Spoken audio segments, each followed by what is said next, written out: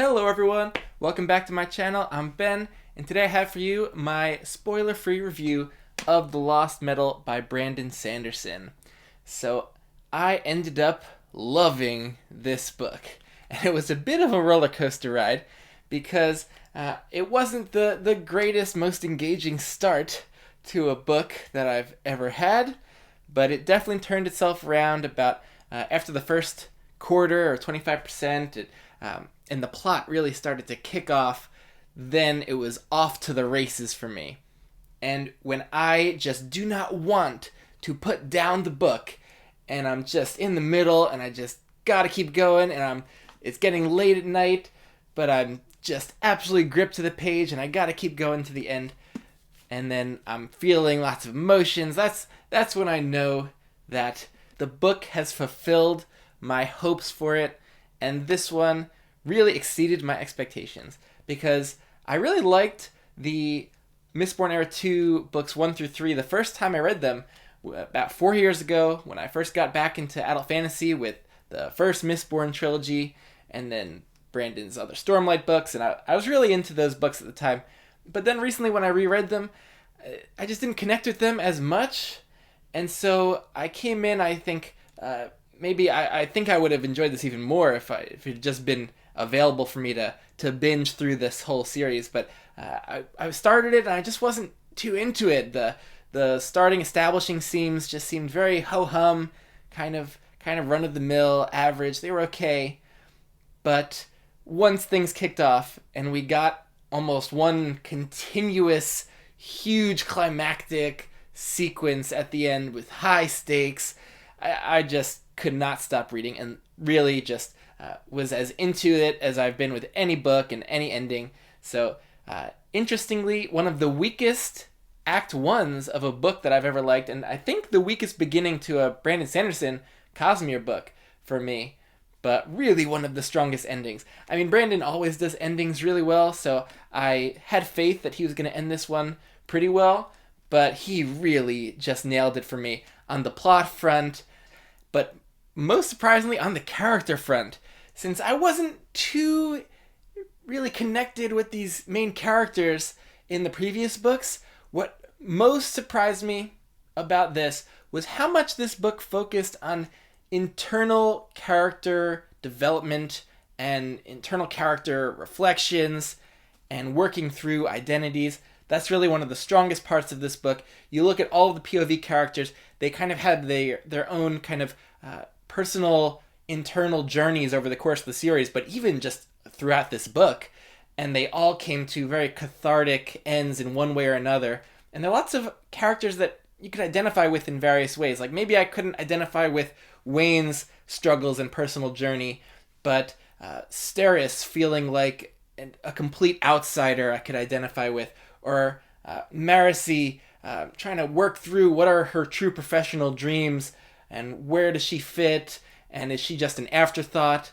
And Wax also just having personal identity issues, trying to figure out, is he one kind of person or another? Is he defined by the current job he's doing? Trying to work out who he really is, and is he multifaceted or just one thing? And I really enjoyed all of these personal journeys, and Wayne's was really centered throughout this book in a really beautiful way. Someone who had had a tough childhood, and then we get that prologue with a story from his mom, and the way that Brandon carries that through the whole book was really touching.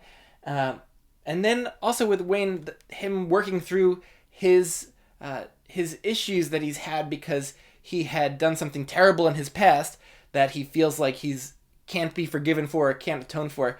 So that was his kind of internal personal struggle and journey throughout this book. So the characters had really deep things going on, but all throughout we have a fun action-adventure plot with lots of new Cosmere connections and different new characters coming in. You're like, is that this person from this book maybe? Or is this a totally new character?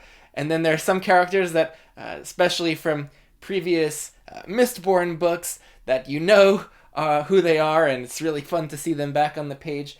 So lots of rewards for Cosmere fans. I'm not really too into theorizing about the Cosmere or when I'm not reading the books, I don't care that much about engaging with that side of the community. I just really like that while I'm reading these books. And this book just had that going on and was very entertaining and left a lot of cool seeds for the future Cosmere books, which I'm very excited about. So if I had to sum up my reaction, Brandon delivered with another tremendous, emotional, high-stakes ending to a series. There might have been maybe a few too many jokes that didn't land for me, and Wayne's humor especially was never really my cup of tea throughout the series. But overall, I loved the magic system and how the different magics on Scadrial and even from different planets are interacting here. The problem solving that goes on, the action scenes, and how the action takes shape because of the limitations and the abilities of the magic were just continually awesome. And I loved the fast pace of this book.